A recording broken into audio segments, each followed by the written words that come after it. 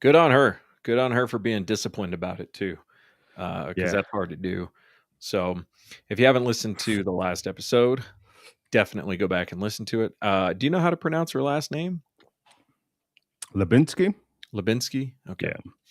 Yeah. Um, let's give a quick shout out to Empire Gun Club. They're having a free range day. Free range day. What is that? This weekend? The 28th. 28th. Okay, Yeah. right after Christmas. Right after Okay. Christmas. The 28th, which I believe is a Friday, ain't it?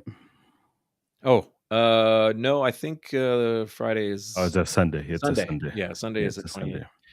Sunday. Shout out 28th. to Edgar. His birthday's coming up, The 24th. 24th.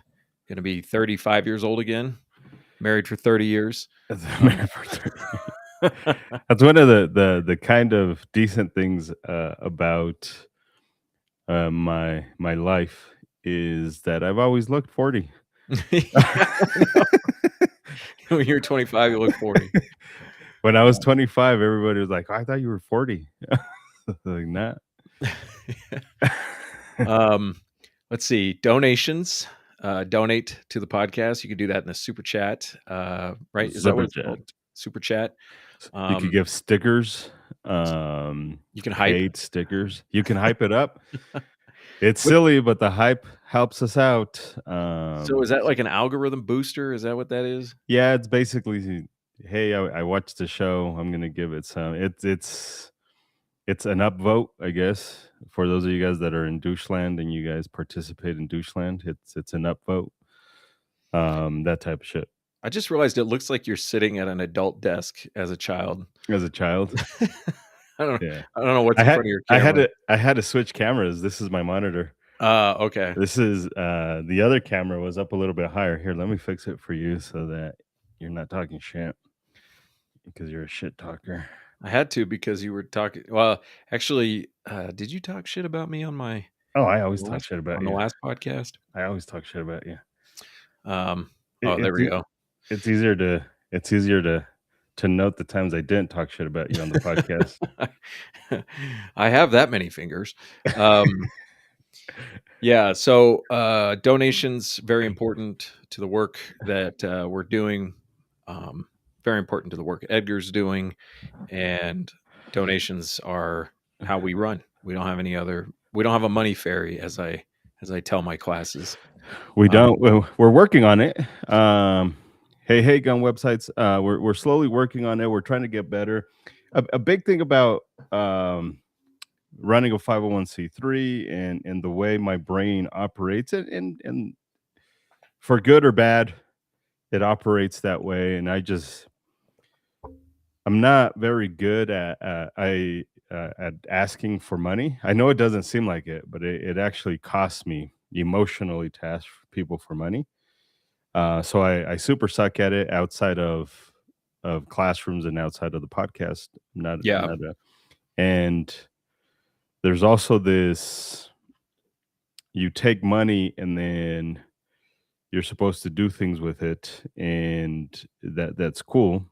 But I had a conversation with somebody who writes grants, and he's been a part of 501c3s for a very long time, and it kind of helped switch the thinking. This was that conversation. I think it was last Thursday or Friday, whenever it was. So it was a good conversation, but yeah, we're working on the money fairy. We're working on siphoning grant money in our direction, but until then, it's just you, motherfuckers. It's just you.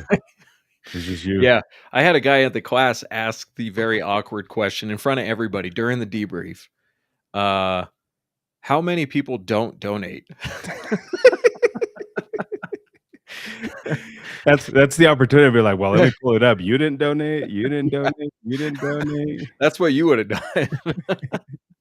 But funny enough, that particular class, I think actually most people in the class had donated when they signed up for their range portion, which is unusual. Yeah. So, but I told him, at least 50%, probably a lot more. It's really hard to tell sometimes because you don't know. People sometimes people will double donate, like, they'll donate Yeah, when they sign up for the yeah, class, and then they'll give you a cash donation, and in your head, you're thinking that's 2 donations, but it's really just 1. So sometimes it's hard to tell. We do have a rough idea of how much money per student we generally expect, but it doesn't really lend itself to knowing how many people are actually donating, so, correct. um, but, yeah, I mean, the the the the trick to this, I guess, is to get to people to understand that you get what you give out of something. And if you are coming to a class, did I lose you? Are you gone? No, no, Oh, no, no, no. if you're coming to a class and at the end of the class you're just thinking to yourself, "Wow, that was really interesting information." Okay, bye. Like, part of that I think generally is like you didn't put anything into it. So it's hard for you psychologically to take something away from it. As much as when we want to think that like people are mooches and everything, I don't. I mean, some people are, but I think generally speaking, people tend to interact based on an exchange of value, and so. Yeah, one of these conversations that I had, and you and I need to sit down and have a chat with it, and we should realistically get back to what we did at the beginning of turning into a 501(c)(3), right? Because for a long time we were an actual S corp and LLC, and we were a business running as a nonprofit, and obviously that's not very sustainable, and it's weird, it's confusing. Mhm. It's kind of an identity crisis, to so to speak. And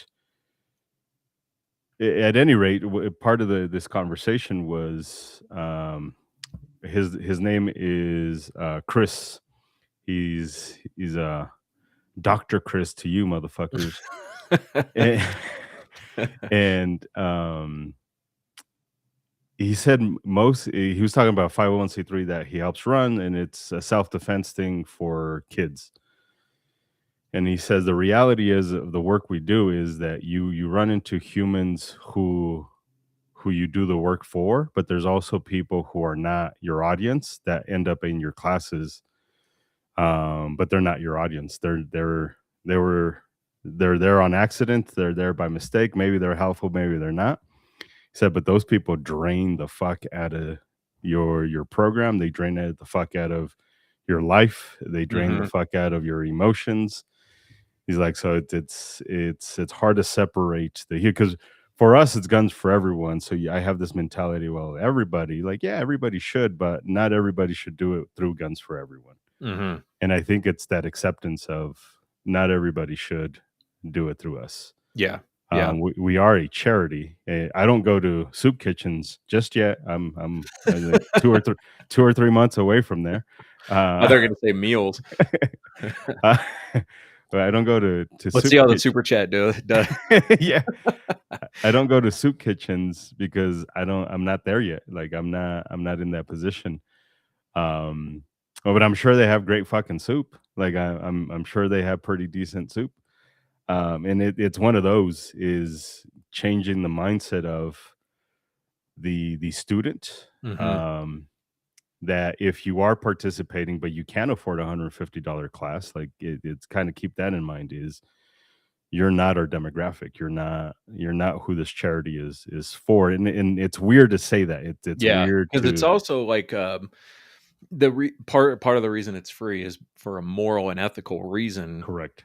you know, so it really is for everyone, and at the Correct. same time, if you're here because it's cheap, but Correct. you're taking a spot from somebody who can't really Correct. afford to take the class, Correct. um, So it's complex. It's yeah, it's complex. Is it's what complicated, yeah. which is, probably shows in the bottom line. Yeah. Um, how do we change the culture so we don't think of it all as giving money, but rather investing in? Yeah. Um, yeah, I don't know. Like, Yeah, I don't know. It's tough. It's tough to because one thing I've heard people say in classroom prices, investment of in Mexico they do this a lot. It's an investment of 2,500 pesos. It's an investment. They don't say price. this class costs you. It's an investment, but I don't think it changes the mindset of how humans It interact could. with it. It could. If you I think if you're saying that in the classroom, it could. Um, Yeah, People are very susceptible to language, and so, "Hey, good to see you, man." Um, it's very possible that if you use those words, that people would shift their mindset. One of the things I say in most of my classes is, "Everybody who donated before you made this class possible for you." And yeah, your donations make classes possible for the next people that come along. So, um, and that's kind of the same idea, but I like the idea of that word invest, yeah, because it communicates building something rather than just like an exchange of money. yeah. Because it's such an uncomfortable conversation. Mhm. It's and that's why I don't like to have it again as we're having the conversation. I'm not a big fan of having it, but I think that's been a big problem for me is trying to run a 501(c)(3) without the begging component of it, Yeah, and that's all a fucking 501(c)(3) yeah. is Well, you know just what helps is like having your own private island and airplanes and take airplanes. people to that private island because apparently money flows very freely in those types of situations. Even though you might not be very good with money and you might not actually be good at anything, you could still convince people to give you money. It's crazy, dude. Um, Speaking of emotionally draining, it's starting to dawn on me finally why I feel so, tired Yeah, after doing classes. Physically, it's not that difficult, yeah, but emotionally, especially the more I invest, and the more risks I take in the class, and I don't mean like pointing guns at people's correct. heads. Yeah, yeah, I mean like interpersonal risks that you take, like takes a toll, man. And yeah. I'm just thinking of how many classes you've been doing for how many years, and this is the way you always talk to people. I'm like, man, how are you still alive? So, like for instance, I made a difficult decision a few weeks ago to kick Oh, a yeah. young mother of twins out of the class, and I wake up in the middle of the night thinking about that. Um, It still bothers you? oh, I promise you, it'll bother me for years after Yeah, this, but I felt like I needed to do it, yeah. and I'm not the type of person that is quick to jump up and be like, oh yeah, I'll kick her out. Like, Did she ever reach out? no, no, I I never heard back. I sent her a message, I have her and Tupperware. and it was a genuine message. It's like, "Hey, this is not what we normally do," Yeah. and I promise you if he came to this decision, it was because it disrupted the class. I was Mhm. like, "But we've always allowed kids. Yeah. It's not something that we take lightly, and shit, I've pulled the class before because I didn't wanna be the asshole. That is a dick move. Fucking dick move, but I put it on the class. It's like, "Hey, are you guys okay with this? The kids are being loud. I wanna be respectful of everybody here."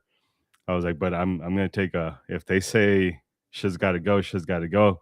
I was like, "But if you guys fucking say the kids can stay, you guys can't bitch about it." What did they say? So everybody was like, "No, just let them stay. It's okay." Like, the fuck it is. And you know me, I was like, "I know it isn't, but you can't bitch about it now You know because you what? guys have I accepted it." I would bet money that, that whole decision came down to whoever the first person to speak up was. Oh, for sure. Yeah. For I've sure. like, I noticed this, at my classes, where you for the range class, you can park kind of in 2 different places, and one Mhm. place you can park is much more convenient than the other place to park. Um, but whoever parks first, everybody else parks where they Everybody, park. yeah, yeah. Occasionally, one person will park somewhere else, Follow the leader, dude. but everybody else parking exactly where everybody else parked. So, Follow the leader. um, yeah, Yeah, I told her, and the problem with messages and texts and all that stuff is it doesn't convey how shitty we actually feel about it. yeah, Like, it doesn't. And here's the thing, we don't feel bad about much. mhm, I won't lose sleep for taking somebody's gun apart and telling them to fuck off. I've done that a couple times since the new law, um, and don't feel bad about it. I won't in the range if you show up as if I'm already talking about the safety as a concept Mhm. and you show up in the middle of that, you will not participate in the class. Like I'm tired of waiting for people because once we start the safety debrief or the safety briefing, I'm not gonna start that shit all over again. Like I'm not gonna slow down an entire fucking class just for that. In the classroom, who gives a fuck? Yeah. In the classroom, whatever. 5 minutes in, we're barely fucking saying who we are, Mhm. but at the range. So like I've and shit this past weekend, I told the dude, sorry, dude, but it's I it sucks. You're a couple minutes past the time I talked about the safety briefing, but you can Yeah. stick around, but you're not going to participate in the class. Yeah. You'll have to come back some other time. And I don't feel bad about it.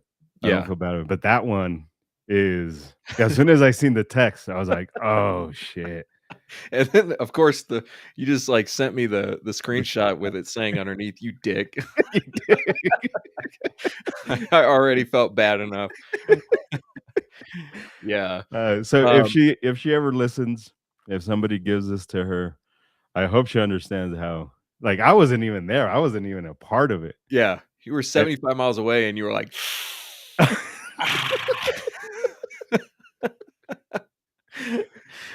and I Uh, wish I didn't know that feeling of waking up, like literally waking up in the middle of the oh, night. yeah. Like, oh, I can't believe I did that. Yeah, so, um, there was a small safety issue in, class on Sunday.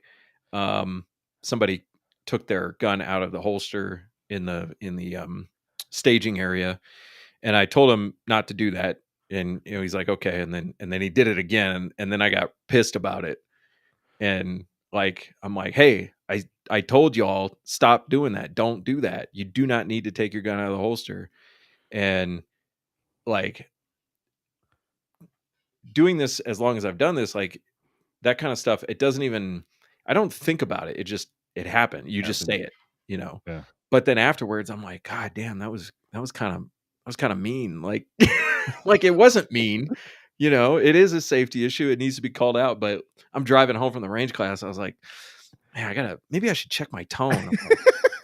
You know? And this is what I'm thinking about, not like, the positive interactions. I'm only thinking about the negative Negative. interactions. And the So guy was weird. cool about it, like, he was a little bit caught off guard, but, um, he was in fact the guy who asked, like, how many people don't donate, So, he was concerned for the well-being of the class even after being called out on a Yeah. safety issue. And I think that generally you find that people, um, they they have some gratitude when things are called out, in a respectful but maybe forceful way. Yeah. So, um, Well, and the other students appreciate it too, yeah. even if they don't say much, even if they Mhm. themselves are like, "Holy fuck, this motherfucker yelled." Yeah, because I think I've been in classes where that wasn't done, and, dude, um it's crazy how it almost is encouraged just by not bringing it up. yeah. Like I've seen seasoned instructors Mhm. just allowing this shit. Shit, I have pictures of our homeboy down in Mexico that I still need to send to Rob. But this fucker's running classes and people in the background just fucking guns everywhere. There's just fucking guns everywhere. That dude's going to be an angel someday. Dude, and I'm like, what the fuck are you doing? Like, Yeah, and I'm at a yeah, point where I'm not sending him messages anymore because like, oh, don't worry about it, because you know the attitude, yeah. Angel. Yeah, yeah, yeah. He's just like, oh, it's okay, it's okay. Yeah. Like, carece, okay, it's okay. I It's love that dude. crazy. I love that dude, but he scares the shit out of me. Um, but yeah, but I haven't always been as good as like, I'm getting better at this. I'm not saying that I've always been excellent at this, but, I think as you mature as, like, a responsible gun owner and you start to see things that you understand why it's important, why this happens or this thing gets said, as opposed to just doing it because we're supposed to do it. That we make that point in the classes. You got to understand what we're doing here. If you feel like you don't understand what's going on, you're not learning it. So why are you even here? So Yeah. make sure you understand. And that's a process. It takes a long time. And as an instructor, it's been a long process for me to better understand why I'm doing what I'm doing, or why when something comes up, why it's important to take the time to do it, correctly. So, Correct. um, because a lot of things can seem like they're going well in a class, but if you were paying attention, you'd be like, no, this is not going well. Um, you look at everybody's target and you're like, oh yeah, everybody can shoot. Like that doesn't mean that learning is happening. It doesn't mean that understanding is happening. Speaking of that, I know we were kind of brought this up a little while ago. This concept of like not being a lawful gun owner, but rather being a responsible gun owner. Yeah. And we've talked about this kind of in the context of like self-defense and deadly force. But the more I pay attention to this concept of like, I don't care what the law says. First and foremost, I care what's responsible. The more I pay attention to how perception aligns with goals and values. And this is like, the more I talk about this in classes, the more it's hitting me harder. And I think it's starting to hit the students harder. Yeah. The idea that your action should not be dictated by what the law says, or even worse, what you think the law says. Your Yeah. action be dictated by what is responsible behavior. Yeah. This kind of speaks a little bit to, from a legal perspective, to what Tanner is asking. Is we talk about safety, and I think this is kind of the same concepts. I think Mm-hmm. I'm almost positive they are. Fuck it, I know they are. It is. I know where you're going, because we talk about safety third. Yeah, So that means there's two other things, correct, to pay attention to first and align your values to first. correct. So to answer Tanner's question really quick, so we don't leave him hanging, we could always come back, but um, in a safety brief before even stepping onto the range, there's not much that we can say before they step onto the range. The only thing I say before they step onto the range is if you come with your own gun from your house, it's preferred that it's already holstered on your body. You're basically ready to go. That way, when it's 10, 15 of us, we're not doing what that dude was doing, pulling guns out and then put him in the holster. And then there's always a temptation people want to have of racking slides and pressing triggers. And so I don't want any of that shit. I don't want any of that shit. Yeah. And it is because, go ahead. To give you my example of that, like we meet away from the range. We meet at a parking area. So I tell everybody, when you get to the range, do not touch your gun. You can touch whatever else you want. You can pull your stuff out. You can find table space and everything, but don't touch your firearms. Leave them in their holsters, leave them in their cases, leave them in their bags. Yeah. Yeah. So they're the biggest thing before they arrive at the range is I don't want you fucking touching the gun. I don't want you looking at the gun. I don't want you until we're about to shoot. It's basically gun and holster, holster on body, and that is fucking it. That is it. And then we talk safety later, but I think the legal component of it and the lawful gun owner of it is the same principle as um, our safety conversation. Is this idea of safety is not first; it can never be first. So therefore, the laws can't be first. What is legal, what is not legal, cannot be first. Um, I in classes, I initially get a resistance when I say, when I explain to humans, I know you want to know about the laws, but I promise you, knowing the laws is irrelevant. And that kind of throws people off a little bit because they're like, but I want to know the laws where I can and can't carry. It's useful, but it's not going to help you become a better self defense human. You're here because of self defense, not because you want to know where you can and can't carry. That's a simple fucking Google search. That's a go to LexisNexis really quick.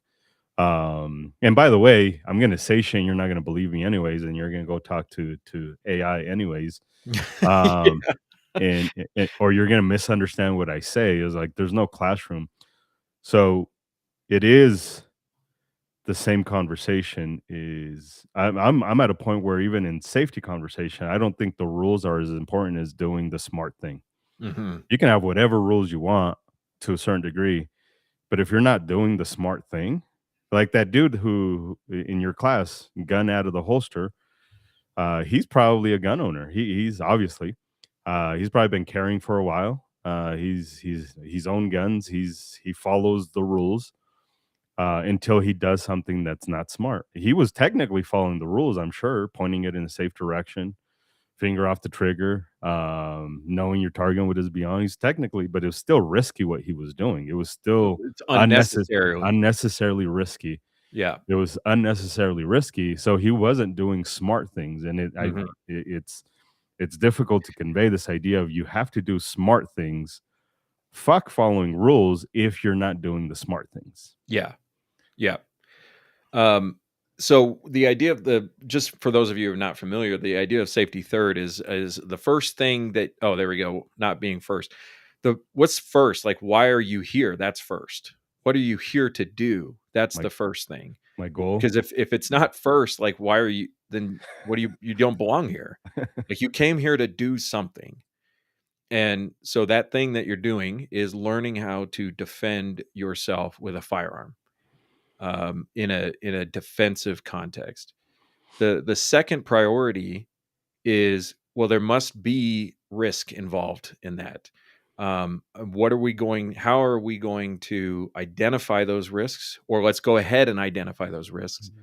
And then how are we going to manage those risks? Yeah. And then you get into our third priority, which is applying those things, or identifying how we're going to manage those risks. So if safety was your top priority, the last place you would be is on a shooting range with a bunch of strangers handling handguns with live ammo. Like, you can't be 100% safe in your bed, but you can sure as hell be a lot safer in your bed than you are on a shooting range with a bunch of strangers. Um, and yeah, so this was, I don't know if Mike Rowe came No, up with this, but it was he didn't come up popularized. with it. He definitely popularized this idea of safety third, and I I mostly confidently say he's probably the one that speaks about it the best. Yeah. Um, I I don't think we do a bad job at talking about this idea, but I think he's really good with words, and he does it. Well, he's been in a million different environments where this is applied, you know, a million different dirty jobs. And when we think of dirty jobs, we tend to think of like dirt on our hands. But what it turns out is that a lot of these jobs are just flat out dangerous jobs. Yeah, And jobs where a single mistake could cost a life. You know, like my day job, a single mistake is never ever going to cost somebody's life. yeah, Um, but if you're around heavy machinery, if you're, working in dynamic environments like in traffic or things like that, um, if we're going to talk about safety, let's go to where the accidents happen. Let's go and talk about real safety, and not this um, this made up idea of safety in our heads. yeah, yeah. It's a it's one of those other complex things because you're even in 2025, you're still fighting against the the flow of what's popular, and safety first is what's popular, and it's difficult to shake people away from this notion. But in self defense, it's kind of that same conversation. It's like I want to be a lawful gun owner. Yeah, I get that. It's weird, but I get it, and I don't think you know. I don't think that means what you think it means type situation. But I would much rather a responsible gun owner than a lawful gun owner. Right. Because And a how many responsible person, just as simply put as you can, only takes necessary risks. Yeah, And when they do, they take the steps to manage those risks. yeah, So a responsible person keeps a fire extinguisher in the house. Like, a responsible driver makes sure their tires are okay to drive on, you know. A responsible parent understands that you're raising a human being, and you're responsible for that human being, and how do you turn them into a responsible adult? So Responsible parent tells their offspring not to have kids. yeah, population zero for Edgar. Zero. So the idea of following the law as our top priority, number one, you can't. And that's just the nature of self-defense in general. You are doing something that is going to be judged as whether or not it is lawful. It's not a yes no. Like going 80 in a 30 is against the law. There is no way to rationalize that behavior. Um, if you run a stop sign, you broke the law. And the consequences might be smaller, they might be big, but you broke the law. But when you defend, you're going to argue why you did something that normally is against the law, but when you did it, it was okay. And so there is this idea that, well, we can just do it lawfully. Like, you don't know if you can do it lawfully. And we don't judge the lawfulness of your behavior before it happens. We judge it after it happens. Yeah. So the idea of following the law is, A, you probably don't understand it. And B, even if you did, the way the law works, it doesn't lend itself to a yes, no, you did follow the law, you didn't follow the law. And so what you do want to identify, if we're following the safety third model, your number one priority is to protect the people that are worth dying for and worth going to jail for. Your second priority is to try to understand what the risks entailed with that. And if we're looking at the legal perspective, to try to understand how you could end up in jail for doing that. And then your third priority is to manage those risks. Have an attorney's phone number on hand, have one of these legal plans, and only do it when it's necessary to protect the people that are worth dying for. And or the ideas, a lot of people associate the idea of like law and order with something they're willing to risk things for. And I can't tell you how to value your things, and nobody should, I don't think, really try to tell you how to value your things. They should, I think, in general, we should be teaching you what you're risking for that thing, and then you decide if it's valuable. Because if somebody else decides what's valuable to you, then it's not really your value system. Yeah. You've just adopted another value system, and that it probably won't stand a stress test. Yeah. And so I don't try to tell people what to value. I just try to visualize it for them. What are you risking? So if you protect your TV, are you okay with sitting in a jail cell while your kids and their new stepdad watch your TV? Just to help you understand, oh, it's your stuff. You're willing to kill for your stuff. Okay. Just understand that maybe there might be things in your life that are more valuable than your concept of law and order. Yeah. So, so yeah, I think I hadn't really thought of it that way, but it totally follows the same, that same model. So, a lot of people in the class, their reason for being there is fucked up from the beginning, Yeah. because their reason for being there is because they have to be there. Yeah. But And here's the thing. They think they need a permit to defend themselves. I always get annoyed with the people who post comments that are like, "Well, the Second Amendment is my permit," because I agree with the sentiment. Mhm. I get it. I don't disagree in any way, shape, or form. But like it doesn't help the cause. It doesn't do anything. So these humans are kind of on I would say kind of on the opposite side where like I think I need a permit to defend myself. And but no, like I agree with the annoying person. As annoying as they fucking are, this is still the fucking United States of America, whether you like it or not. And in this place that my parents came here illegally to, and my cousins, and a lot of them are still here illegal. I just say just to piss people off that I come from illegal humans. Um, the this idea of self defense with the firearm is a thing. Like I don't need permission, and if you really believe that, then you, like you don't need a permit to defend yourself.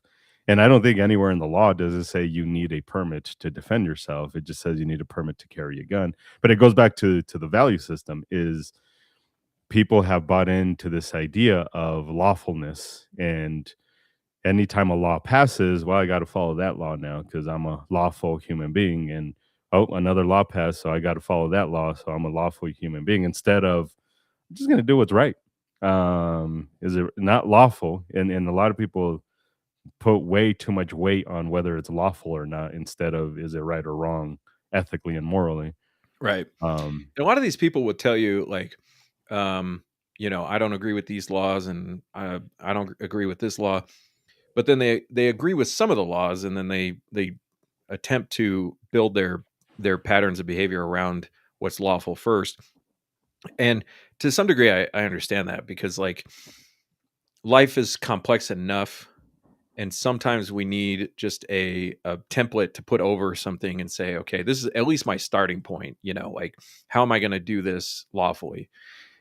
But I think a mature way to look at it is to do it responsibly. Like, I understand where people are coming from, especially if they're new to firearms and they don't have any idea where to start. Well, let's just start with the black and white. Let's just start with what the law says. I understand that sentiment, but I think that maturing point of view is to say, there is actually a higher set of values here than what the law is, so that you can identify. It's important to be able to identify when the laws create unsafe behavior. yeah.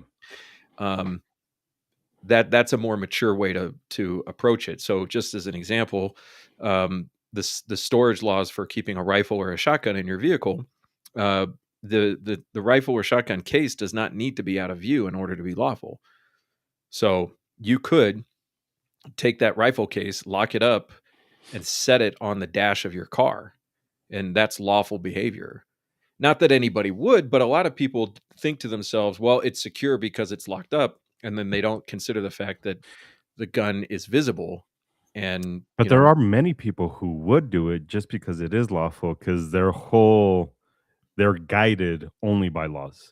well, to take that to the extreme, it's the people who shoot somebody because they think the law is on their side, not Yeah, because they believe that it's necessary in that moment. correct. So something as small as where I put the gun doesn't even compare to a decision to shoot somebody. Correct. And so, and I see people who praise people who shoot a thief, and I'm like, that's not your life that's on the line there. You're building this sentiment of, like, around other people's behavior, and that person is about to go through some hell to answer for their actions. And you're like, yep, good shoot. Like, you're the least qualified person to judge if it was a good shoot or not, because you have no skin in the game. Um, there was a guy in Atlanta apparently this week who shot a couple of porch pirates, and one of them he shot in the foot. So I'm like, what? How did that happen? Like, either they were really far away or you were just blasting with your eyes closed. Um, and everyone's like, yeah, thieves should be shot, and everything. I was like, you don't have any skin in this game. Yeah, yeah, yeah. Like, Yeah. this guy's being arrested. He's probably going to lose his job. He's probably going to end up paying a lot of money one way or the other. And, He's probably going to jail. yeah. So, well, I mean, he definitely went to jail. He was arrested. So, like, No, but he's probably gonna be convicted. yeah, probably. Yeah. It'd be tough, but at any rate, And, I heard, I've said I've talked a lot of shit about, Mark Victor, the attorney at Attorneys on Retainer, for his uh-huh. marketing. And a couple of discussions he's had where he's kind of giving self-defense advice rather than legal advice. But he laid something out in a conversation, and I think both of the head attorneys at that firm really have this understanding of why we have self-defense laws. Most of the conflict that you have in your life, you can outsource the conflict resolution for. And that's what a civilized society does. A civilized society outsources the conflict to a less um, risky process. Yeah. So if somebody steals from you, then the idea is that we have a process for dealing with that so that we don't have people chasing each other through the streets shooting at each other. Correct. Um, and that's the price you pay to live in a civilized society. If you decide that you're going to be a vigilante, then what you're doing is valuing, I guess, lawlessness over order. And like the state decision or the state conversation aside, it's kind of nice to live in a society where I can walk out my front door and not have to worry about like a Mad Max situation on the streets. Like we're not in Mogadishu. Um, What an kind of an oxymoron, by the way. what's that? Thieves should be killed, Hmm. but I'm a lawful gun owner. Yeah. Yeah. So, um, so uh, I get like it. It's if you think about the way you drive, generally speaking, you agree with this concept. You just Yeah, haven't really applied it to the correct. rest of your self defense life. You know. I've noticed that guns, everything gun related, people will not apply what they do in every fucking other aspect of their life. They will not apply it to the gun. Yeah, it's weird. So fucking weird. Yeah. Uh, quote unquote comfort. I bring this shit up all the time. People are like, "Oh, the gun has to be super comfortable." I was like, "That's fucking weird." I've never seen a video of somebody defending themselves like, "Ah, that's an uncomfortable gun. I'm gonna take it up the butt." Uh, nobody has done that. Or in construction workers come to the class all a lot. I was like, "You really like wearing steel toe boots?" They're like, "No, I fucking hate it. It's not that comfortable." I was like, "Why do you wear it then?" It's like, "Well, because accidents might happen and this will protect me." I was like, "Ah, so you do shit that is not super awesome because the end result would be worse if you don't wear the shit that's not super awesome." I was like, "You do this shit already. Like Right. you're already doing this shit. Like guns are not anything different than what you already do in your day-to-day life. It's quite literally the same." Yeah. So, and this kind of leads into the thing that we said we were going to talk about, um, which is the concept of surprise in a dynamic critical incident. I don't know if you've given this any thought over the last few weeks since the last time that we had our conversation, but Don't um, even remember it, but we characterize self defense incidents, dynamic critical incidents, as having three elements: surprising, chaotic, and threatening.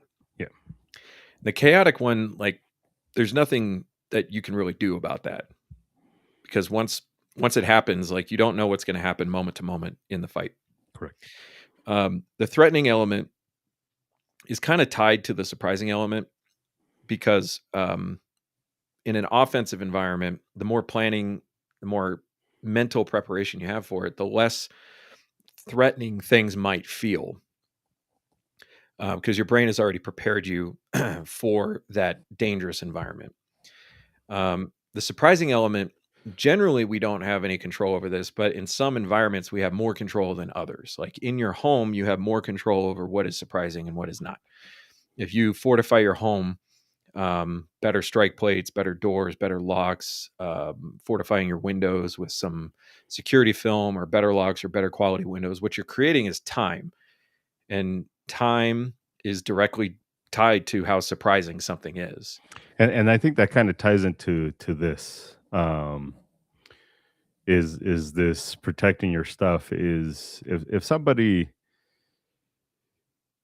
it becomes a strategy thing, right? It becomes a strategic tactful thing, whatever you want to call it.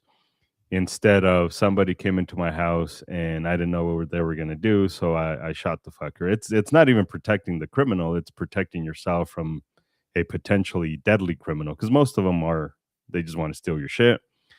Because yeah, we don't know the intention of the bad guy, but we do know history, and most of history tells us that most of the people coming into your house are not wanting to kill you. They don't even want to fight you. They don't want a confrontation.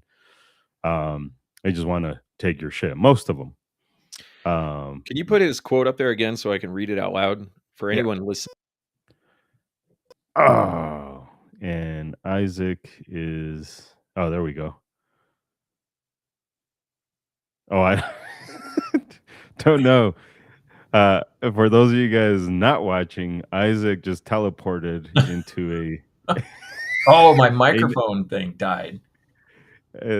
fucking Isaac teleported to the 1950s. All right, I can fix this, but it's going to take me a minute. Mhm. So you could read Gun Website's comment out loud. In my opinion, there's a difference between protecting your stuff, um, and not needing to know why a home invader is there. It's not the responsibility of the victim to know what the criminal has in mind. As you So load, yeah, you don't know. You have to make an educated guess, which is what yeah, we do in all situations. You have to yeah. make an educated guess.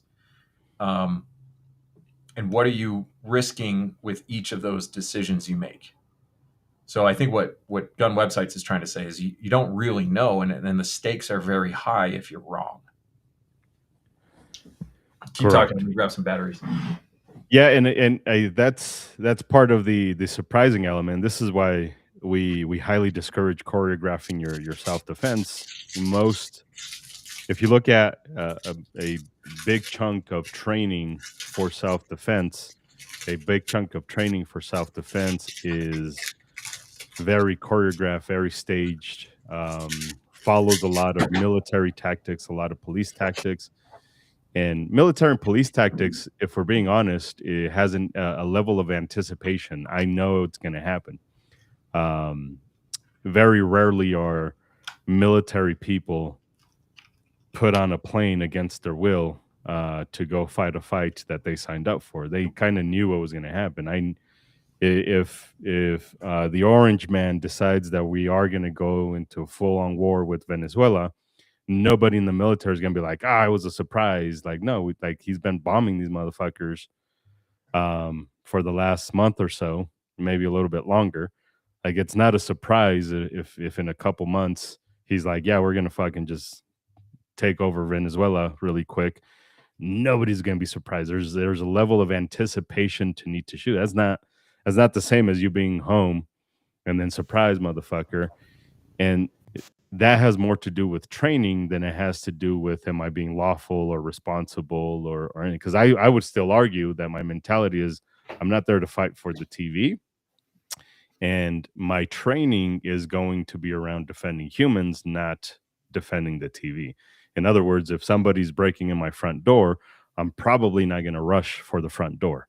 I'm probably gonna evade to a room. I'm gonna go upstairs, dial 911. Somebody dial 911, barricade in that room. If it's appropriate, have a conversation with the bad guy.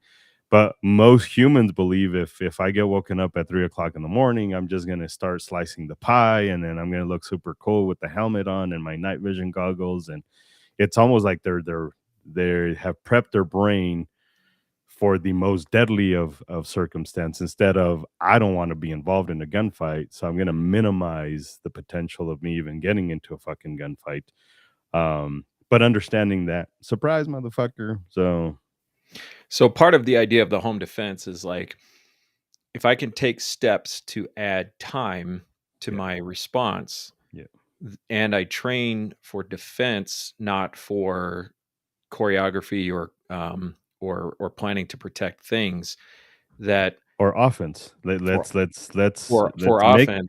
it known that slicing the pie and doing those fucking maneuvers is an offensive tactic. It is not a defensive tactic. If I'm fucking slicing the pie and going through rooms, clearing the house, that is offensive. That is not defensive.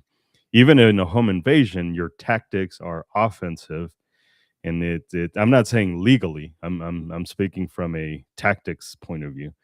Nobody does room entries as a defensive thing.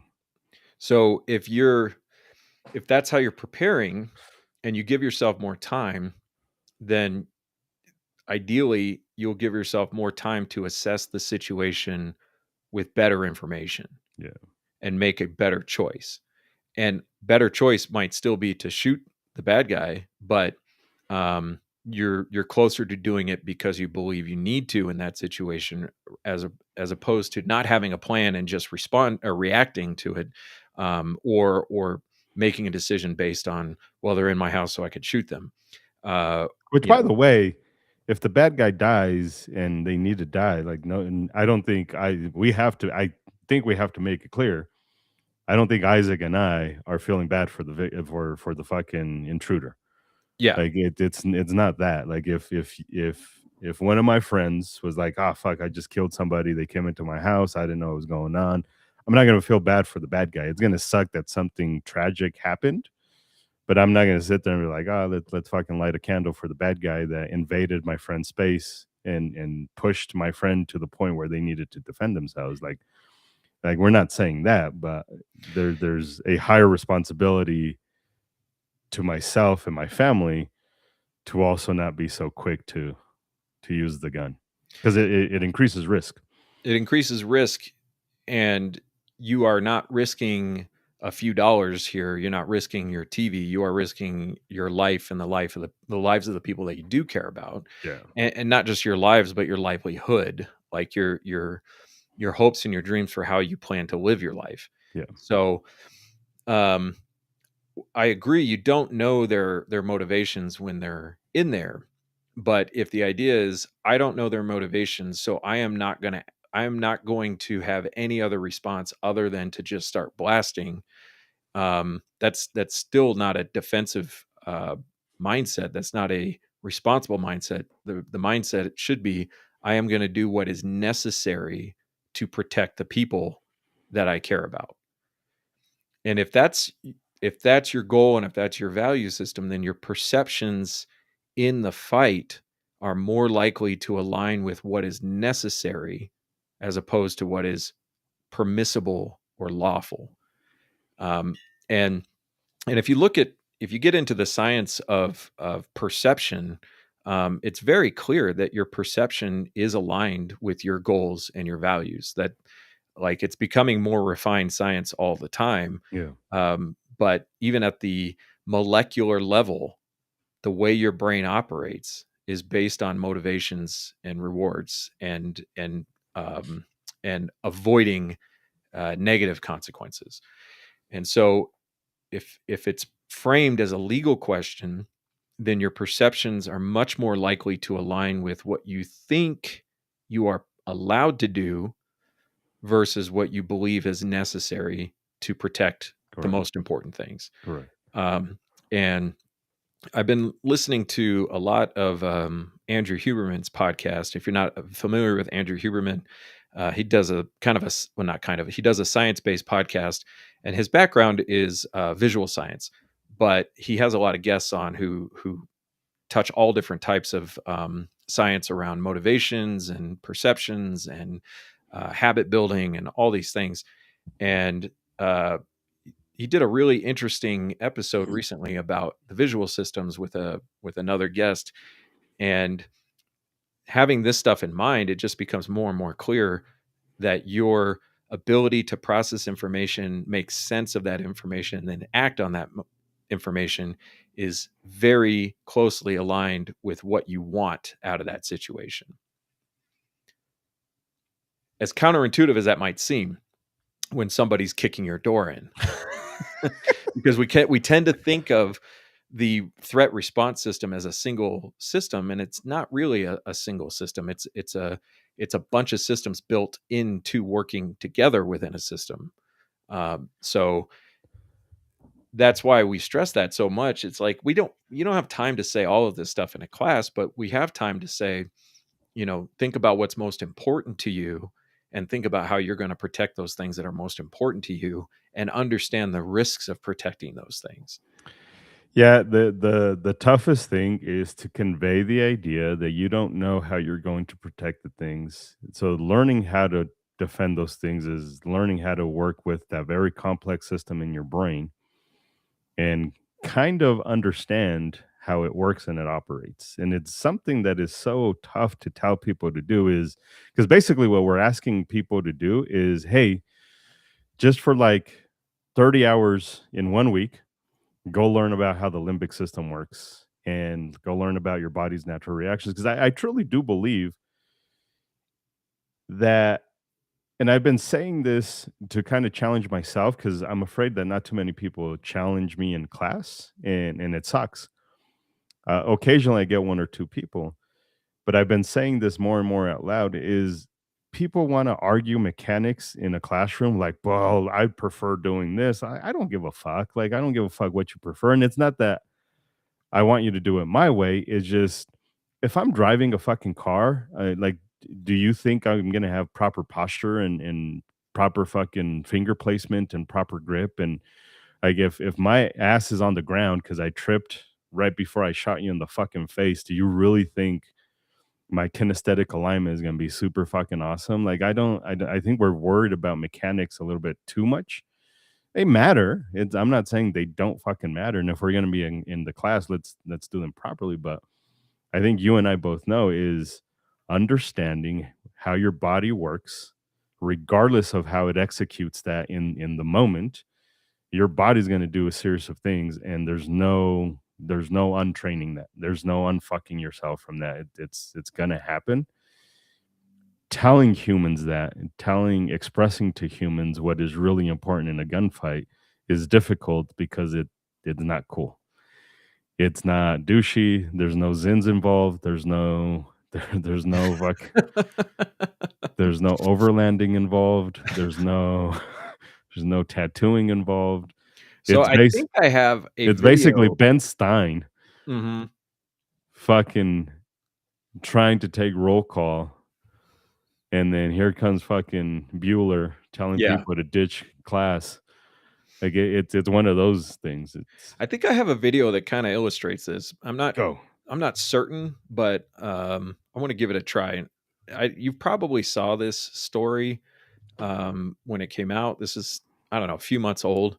It made the rounds online, and, so what we have here in this, situation, apparently, if you can see this blurred out area across the street in front of this house, this is our bad guy.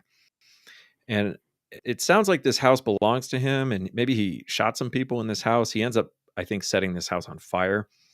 But across the street, we have a husband and wife at their house, and they're watching what's going on. And the guy here is armed. This is his stupid face, um, and he's armed, and he decides that he's going Works. to confront this person. I mean, Oh, I man. mean, it's not his fault, but that's a stupid face. Like, and I, I'm He does I'm look like saying a this because you Neapolitan also have ice this. cream too. Yeah, He's I have a fucking stupid face too, so I'm not judging, but um, so he's talking about what happens, and you notice here he's got his gun, and he points his gun across the street at this guy, and he's aiming at yeah. him. Right, and he's doing it one handed. I don't know why he has two hands available to him. And first of all, like, why is he out here? That's one question. Um, his wife, I think, is on the phone with 911, so that's a positive, I think. Yeah.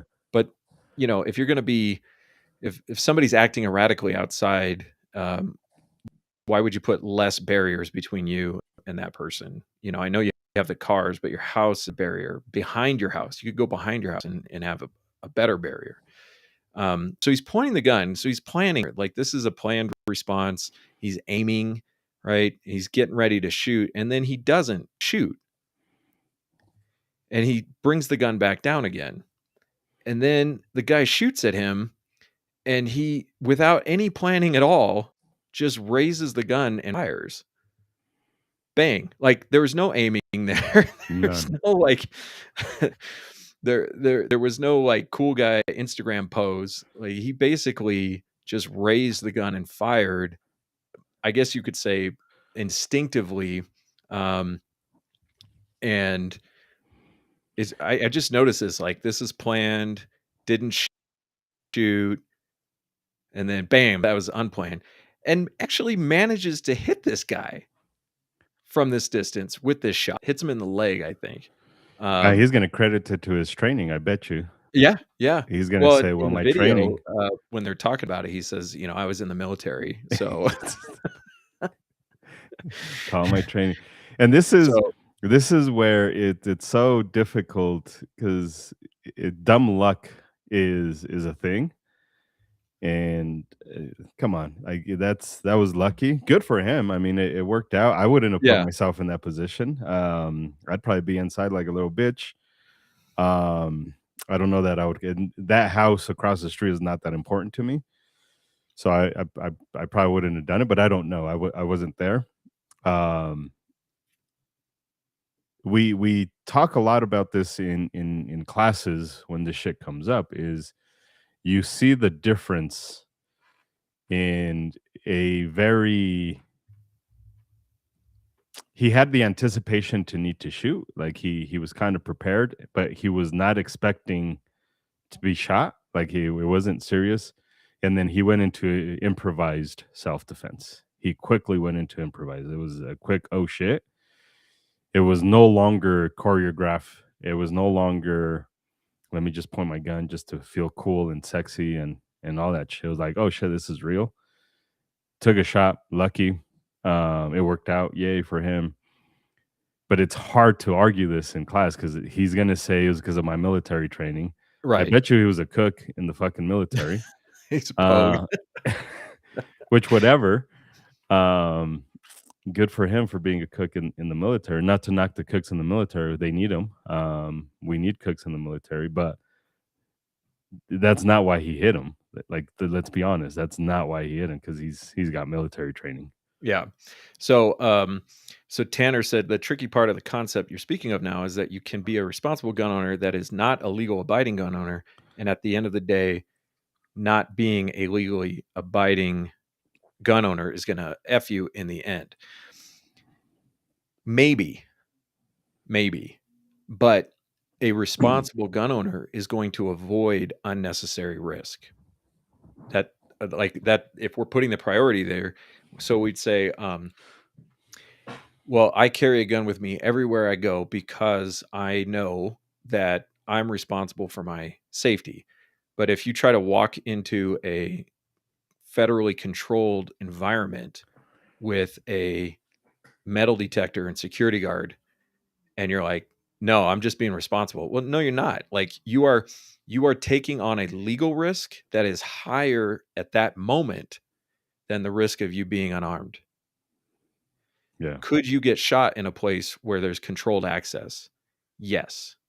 But you are going to get caught if you walk into that controlled facility with the gun. yeah, So that's not, I mean, if you have bills to pay and you have people to support and everything, that's not responsible behavior. You're not responsible to your family by walking into a known criminal situation and deciding, we'll see what happens. Like, correct. whereas if you go into a facility, let's say a post office, and you have the gun well concealed and you're taking a calculated risk that in the 20 years I've been carrying a gun, nobody has ever spotted my firearm and said, what is that? Because I know how to conceal the firearm. And I'm going to be in the post office for 30 seconds and I'm going to not talk to anybody. I mean, I don't plan to talk to anybody. I'm going to be in, I'm going to be out. Well, you're breaking a federal law by doing that. But the idea is like, well, the chances there will be a criminal situation that arises out of this are very low. And maybe I'm being responsible by not doing unnecessary gun handling, not leaving a gun in a car when I don't need to. Like, so it's not a simple process to evaluate this risk. But the better you are at it, the better you can take on these risks and decide, is this a valid decision in this moment? Is this a responsible decision in this moment? So uh question, do you know they do not train the military to quick shoot legs from across Well, streets? let them tell it though. Yeah.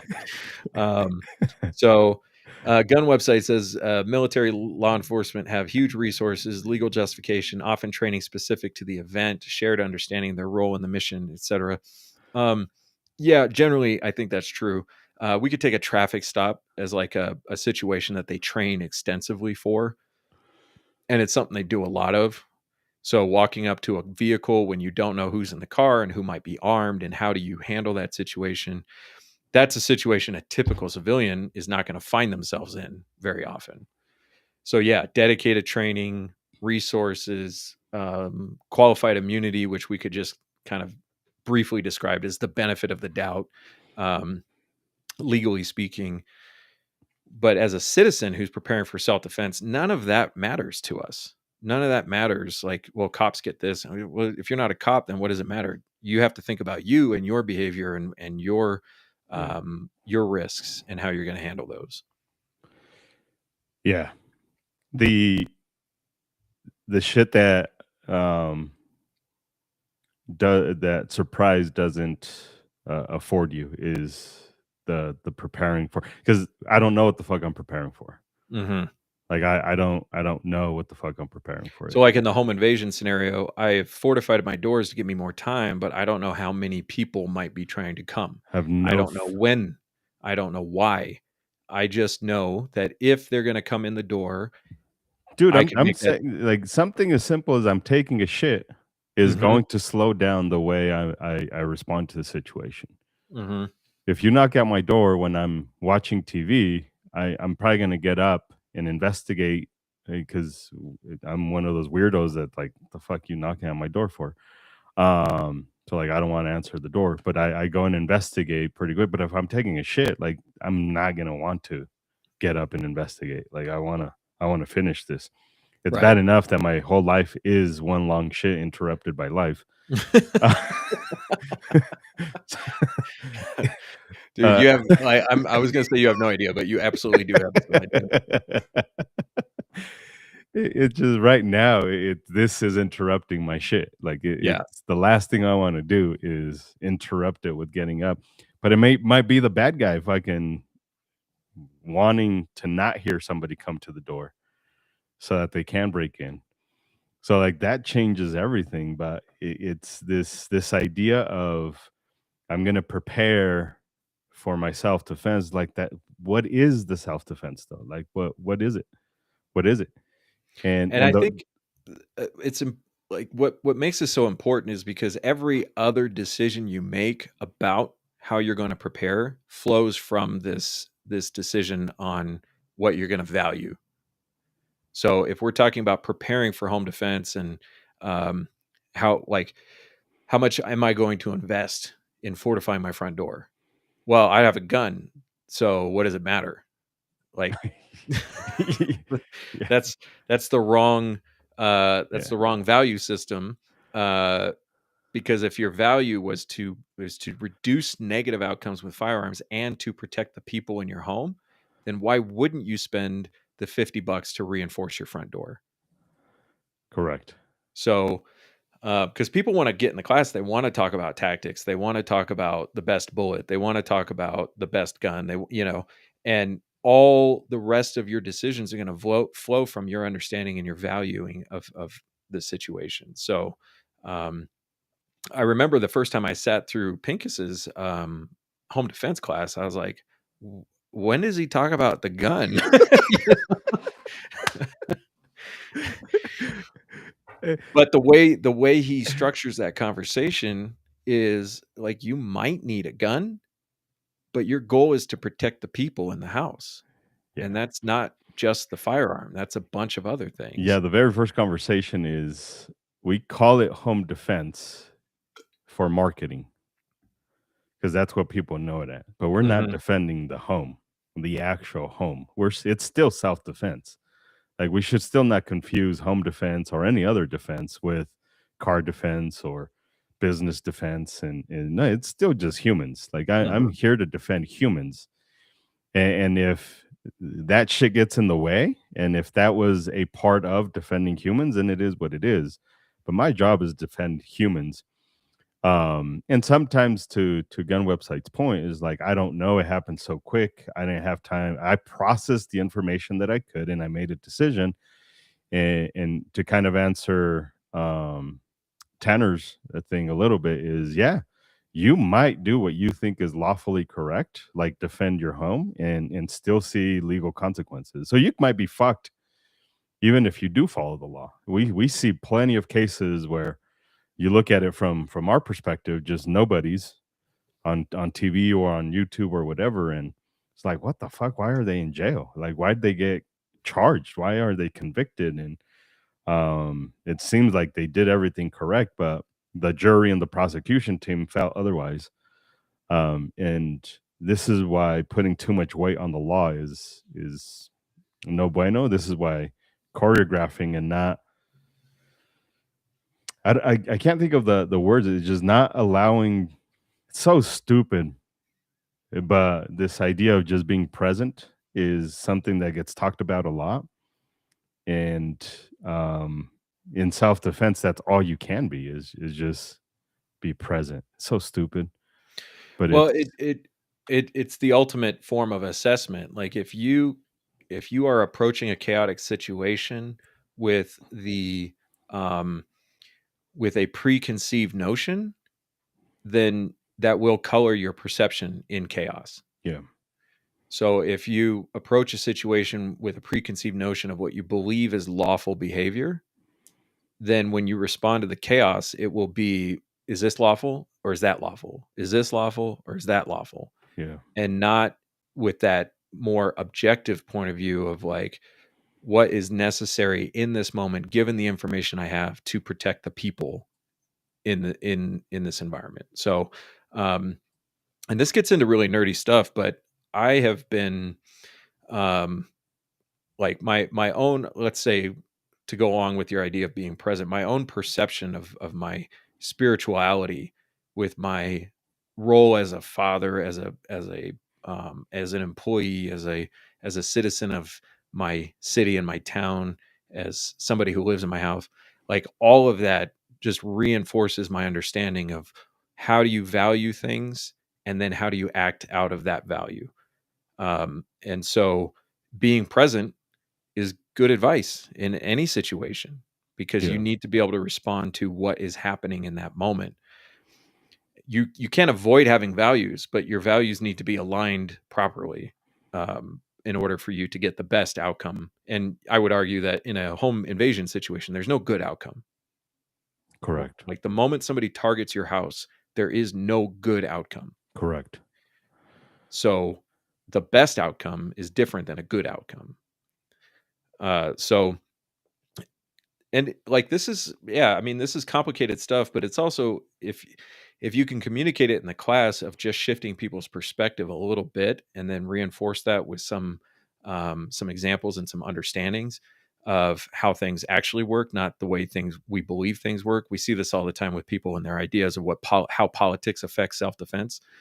And we say, yeah, politics affects self-defense. Legally speaking, in the aftermath, politics affects it, but not in any way that you think it probably does, and certainly not in any way you can predict that it will. Yeah. Um, and so I was going to say something else about Well, you were trying to remember. I was presented with a concept, and I've been kind of studying a little bit more. Very simple concept, very low level concept. And it's if you pay attention to super athletes, if you pay attention to CEOs, if you pay attention to these are humans who probably got lucky more than their skill got them to where they're at. Not to take away from their skill, but so lucky that they don't even know how it worked out. So if you look at a lot of athletes are very superstitious. Like I gotta wear these. Michael Jordan's known. I think he wore shorts or shoes or whatever. He wore a pair of clothing all the time because that was his lucky thing. And it's this idea that they don't even know how it happens, in spite of their hard work and all that shit. They don't know how it's happening. Their only logic is, oh, it must be my magic shorts. It must be my fucking magic rabbit foot because they don't even know how it happens. Because if you listen to self help people, which are annoying as fuck, by the way, the people that sell you programs, they all say the same shit. except Tony Robbins. Except Tony Robbins, of course. Except Tony Robbins, because he started it all. That Yeah. motherfucker invented it. Everybody else is just copying the goat. That's the goat. So he is pretty good. Yeah. Arguably, like he is pretty good, and I always appreciate his "I'm Not Your Guru" documentary. Hmm. It's a pretty amazing thing. But the point is that they don't know what to tell you. They always say the same cliche things, is they don't really know. because there's so many humans who follow their steps, follow everything, and nothing comes about it. Like nothing absolutely happens. Like they're still stuck in the same place. This is my critique of yearly events. There in March, there's SHOT Show, and then in March there's going to be another thing out in Atlanta. I think they moved it to Atlanta, and every year people are like, oh, this year's going to be the fucking thing, and then same year, the next year, it's gonna be, I'm still doing the same shit over and over and over and over again because nobody really knows how it happens. And Mhm. I think if we as instructors are honest about that, is yay, that guy shot the dude from across the street. Maybe he should have, maybe he shouldn't have, but it happened and Oh, it dude, worked could out. you imagine if that guy came to your class and then I just told him he got lucky. well, no, I'm just saying, like, typically, if an instructor has somebody who comes to their class, trains with them, and then goes on to defend themselves, like, there is a very strong inclination to be like, "That's because that's what we taught them." And, like well, well, it happened. and then so Uh, you see that on video and you're like, "That's what I taught him?" Like, "That's not what I taught him."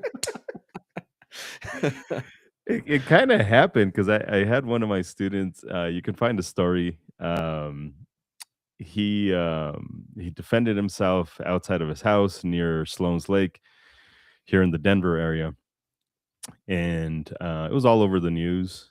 Investigated the whole nine, and he came back to a class and he talked about his situation. And he was one of the people like, oh my god, thanks for the class, thanks for all this shit. And in the class, I got kind of had to tell people, I was like this, you can never attribute what I talk about in class to why somebody was successful in defending themselves or not. Um, we can't. Like if we're being honest as instructors, we don't know. In 8 hours, I can't teach you every fucking variable that can possibly happen. If anything, all I can do is give you the confidence to be able to work with what the body does naturally. Like hopefully I convey that message. Is just you just gotta quote unquote trust yourself and understand how your body works and your all that shit, and um slightly get better at understanding body's natural movement. But we've had about 20ish students, 20, 25 students, I don't know, that have told us that they've defended themselves. I can promise you it probably does look like that video. And even if it was perfect fucking mechanics, like I don't know if it was the class that actually did it. Like we Well, can't say 100% yeah, it I was the think class.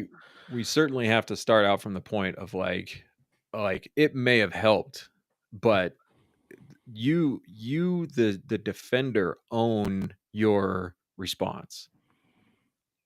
Like, you have to take responsibility and credit or whatever you wanna call it for being the one in that situation and being the one that was successful. Yeah. If we talk about, let's say, a brand new gun owner, somebody who's never held a gun before, and they come to one class and they shoot for 3 hours in the concealed carry class, and they only learned one thing with the firearm, the presentation, the full extension, because what we've done is replaced any kind of natural behavior with the gun with some training, a trained response, but they may never practice it. And then you go and you watch a video and they do that thing. You're like, okay, well, it probably helped that they learned from the get Yeah. go on that kinesthetic alignment of the gun, on focusing, looking at the spot on the target that you were trying to hit. Um, but the decision to defend is their decision, and that's really mostly what it comes down Correct. to. And so, like, it's hard to say because, like, when I took Craig Douglas's class on the ECQC, the Extreme Close Quarters Combat class, the first part of the class is dealing with unknown contacts, and, like, most importantly, why you want to listen to your gut and then use whatever skills you have to make sure that people who are giving you a bad vibe don't get close enough to hurt you unless it becomes necessary, right? And so that really shifted my thinking in my daily life. Yeah. And when you're dealing with like vagrants and people who kind of want to approach you and everything in a parking lot or something like that, having a reason why you understand why space is important gives you the motivation then to be the person who just tells somebody, "Hey, back the fuck up," when you need to, right? And so, like, I would credit Craig Douglas for helping me understand that, but I still have to do it, Correct. right? Like, I have to be the one who uses the deeper voice, look somebody in the eye and tell them, "I don't have anything for you. Get away from me." You Yeah. know? Um, so it's complicated, but I have seen examples in the past where people have attributed everything that they did to an instructor, and I'm like, that doesn't quite seem right, especially if you just saw that person one time, Correct. for one class or something like that. Now, if you're training as a group for a really long time, you're doing that more offensive training and that tactics, the team tactics, and all the processes you have to do to get from where you start to where you actually execute and all that stuff. Like, yeah, definitely, you're going to credit all that training because none of that is natural behavior. Like, But yeah, but we've seen that training only works in that context. hmm When they get the phone call and they say, "Suit up, motherfuckers, it's go time." hmm And then they're like, "Okay, we're going to meet at this point, and we're gonna go on the little truck on the side, and then we're gonna fucking stack up, and yeah, then we're gonna go in," and then that's when it works. When their plans shift, and if they get fucking ambushed from the tree, they start scattering, and all of a sudden it's like, "Oh, the fucker wasn't in the house. The fucker yeah, escaped. Now he's in the tree shooting at us from the fucking tree."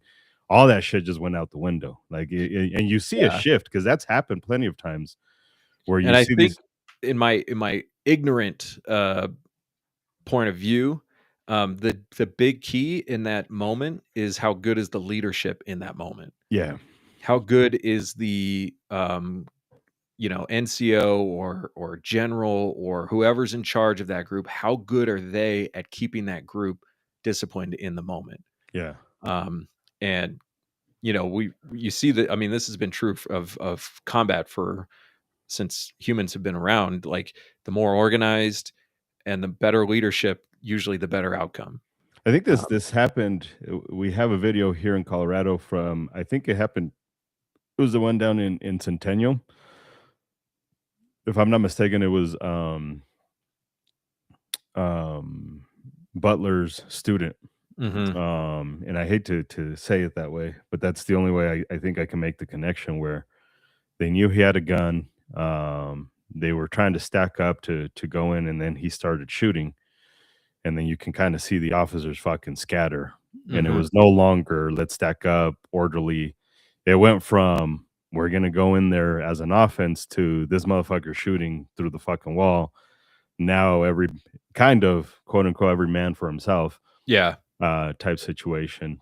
Yeah, that reminds me of another video I saw many years ago of a shooting that happened down in Arizona, and police suspected this guy of dealing drugs or something like that. I think they found nothing in his house. I think they found no drugs in his house. But as they were stacking up, it all looked very organized until they busted the door open and they started taking fire, and then everybody kind of scattered and then piled up back in the doorway once the cops started shooting. So, like, once one cop started shooting, everybody started coming back to that place.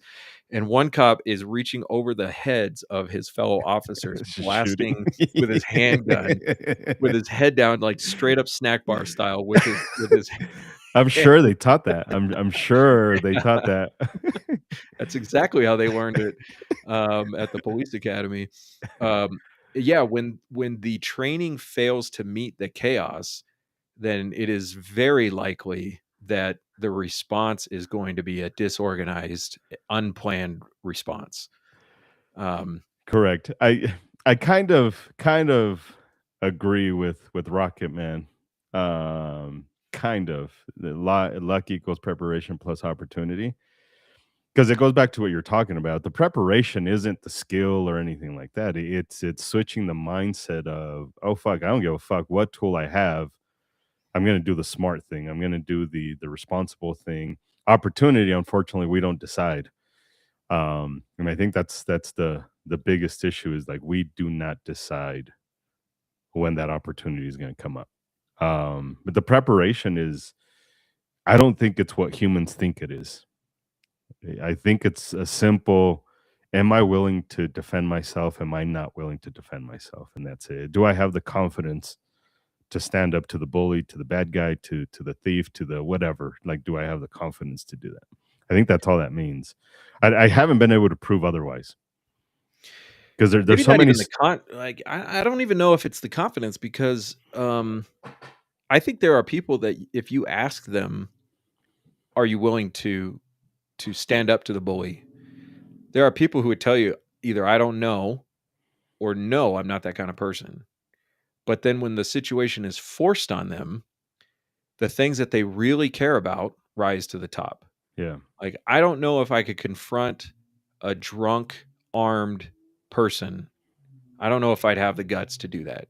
But the moment that that drunk armed person puts their attention on my kid, it's not a question of confidence for most people. It's a question of that instinct to protect uh that kid. Not for you, but no, I'm just kidding. We talked about that last time. Um so like I don't consider myself a confident in confrontation, but there have been situations where my kid is involved where it's like that doesn't even come up. It just my response is my response because my kids are involved. even when Um you didn't need to tell somebody shut the fuck up. I know, man. That was one of the most embarrassing moments of my entire life. Telling somebody to shut I the thought fuck somebody up. was talking shit to my kid, and I turned on him and basically told him, to shut the fuck up. And we both came to the realization basically at the same time that he wasn't talking to my kid. Yeah, and he was so confused when I confronted him. Like you should Yeah, have seen the look on his face, like, what is this guy talking about? you should have ended it with, "That's what I would have said Yeah. if you were talking to my kid that way, but I'm glad you're not." Yeah. Um, just yeah, awful. Um, but yeah, so I think that I have that other example too where somebody confronted me because they thought that I was hurting one of my kids. They thought it wasn't my kid. And as soon as he realized his mistake, he could not have been more Yeah. apologetic about his mistake. Like, It's weird how people forget adoption exists. yeah. Well, I could see it from his point of view. Right. Public bathroom, crying kid, doesn't look anything like me, Um, but like that shift in his and this guy was not even like all there. He was drunk. But that shift from I don't care who you are, you're not going to hurt that kid Yeah. to I'm such an idiot. I can't believe I did this. Like You so can't even I don't you know. The can't even f confidence. you kinda to a certain degree, once you're done being pissed, you're like, "Ah, I kinda respect it though." Like, Yeah, it's I just actually told him that. I said, "I think that you did the right thing. yeah. I think that you might have maybe got to the right conclusion a little sooner." But I told him I was like, "You shouldn't feel bad about what you did, but Yeah, for you did sure. ruin my Father's Day." So, You little bitch. for those of you who don't know, I was at a public park trying to get my kid to go to the bathroom, and he did not want to go to the bathroom. And if you've had kids in potty training, you may have experienced this. And this guy heard screaming and crying coming from the bathroom, and he comes charging in and confronts me as some kind of pedophile. Um, so that was a great Father's Day. That was so. Um, Yeah, so, I remember what I was gonna say. It was going back to what Tanner said about, like, if you are trying to be responsible and you ignore the law, you could still get, screwed by the law. That's part of that responsible behavior is understanding what you're risking when you decide to do one thing over another thing. So, I decide that I'm going to, defend myself.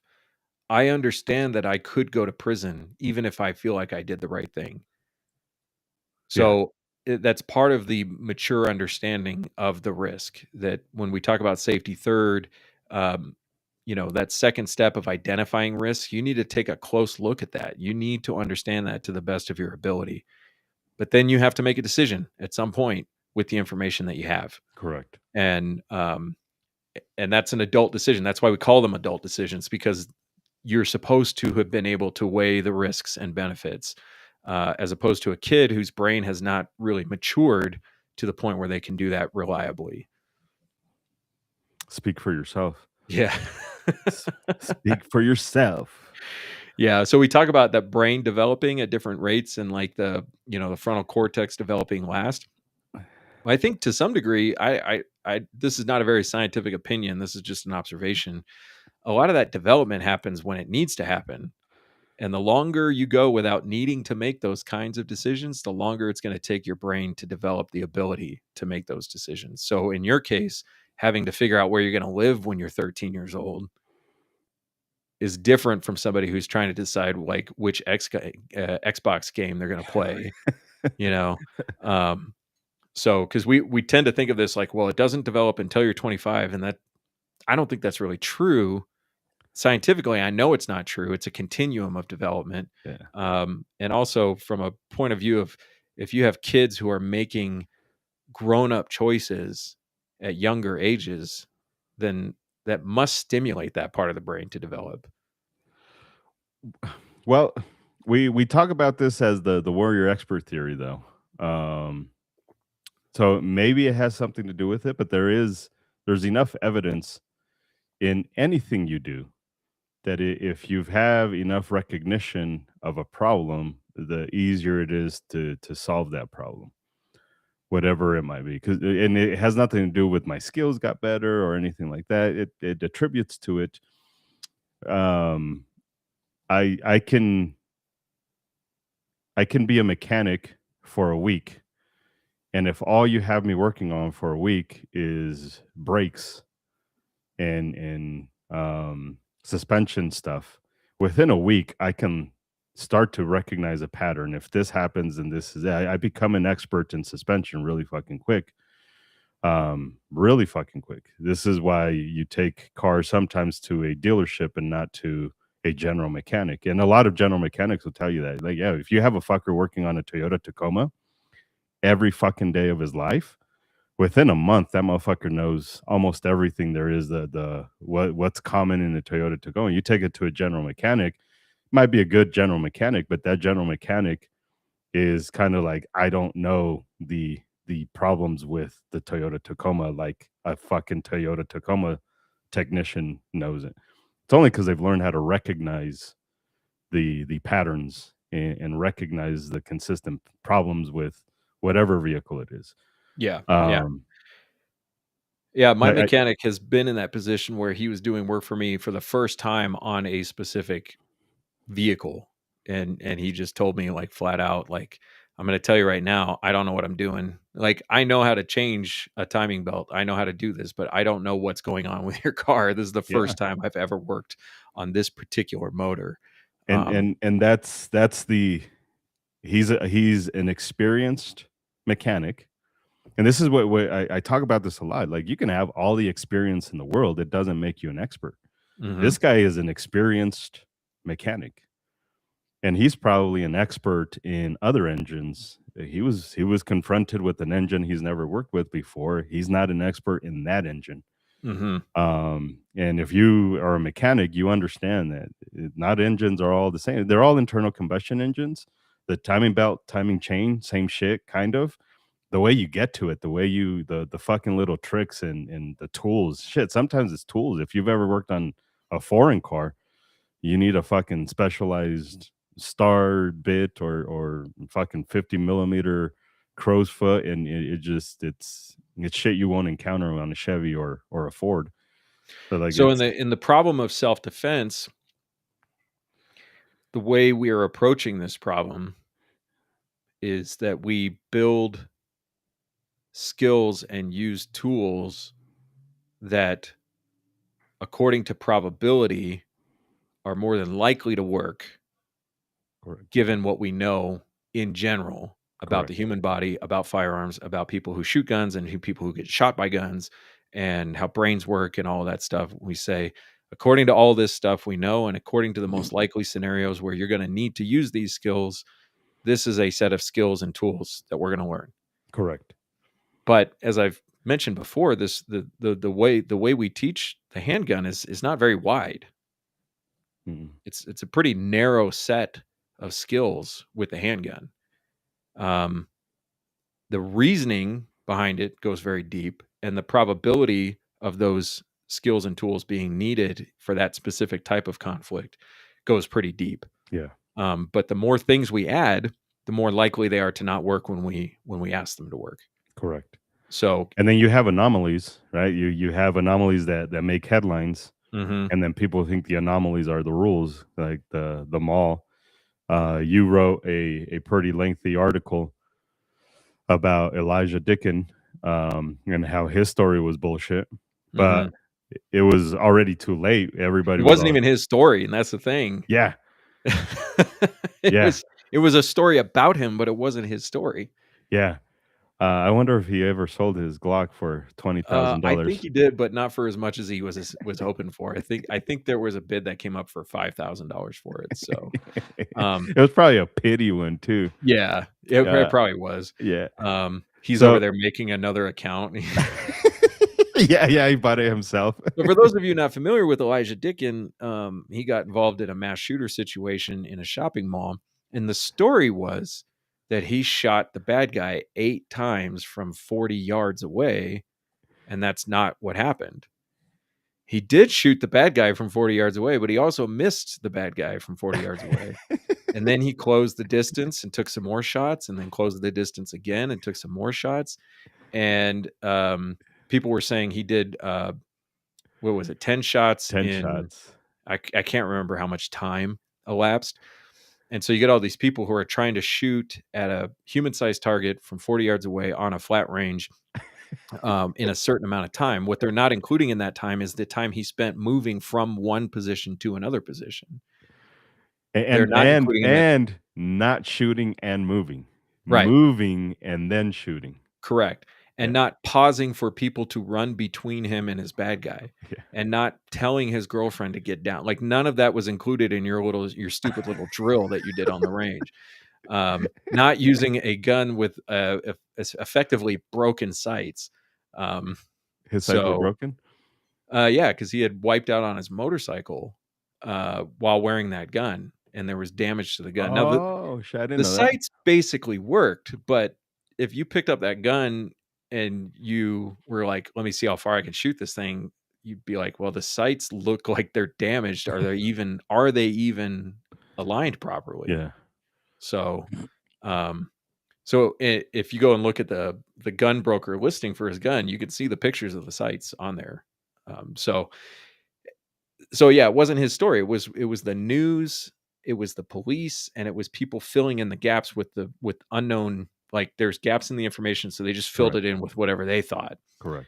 Um, and it turns into the rule that you need to be able to do what the story was. And you get all these YouTubers running around being like, "Can I do this? Can I do this? Can I?" Like, it's not what happened. So, Now Jack Wilson, I don't think was luck. I always say this, the hater in me wants to say that motherfucker was lucky, but everything that you see him do is consistent with somebody who was on purpose taking a precise shot and knew what the fuck he was doing. Um, like everything about it is like this motherfucker probably knows what the fuck he's. I don't think he got lucky. Um, when he extended that gun out, it takes him about a second. Like if you really pay attention, it takes him about a second before he actually takes a shot. That's consistent with somebody wanting to align their sights really quick, potentially maybe even closing an eye to get visual focus on the front sight. It doesn't take long, about a second to accomplish that. Far cry from Elijah Dickin, who mhm. was basically winging it. Yeah. And it didn't work out for him. It didn't work out for him initially until he got closer. Well, I mean, it worked out, but it also didn't work out. So, like, Mm, if you're missing, that's not necessarily working.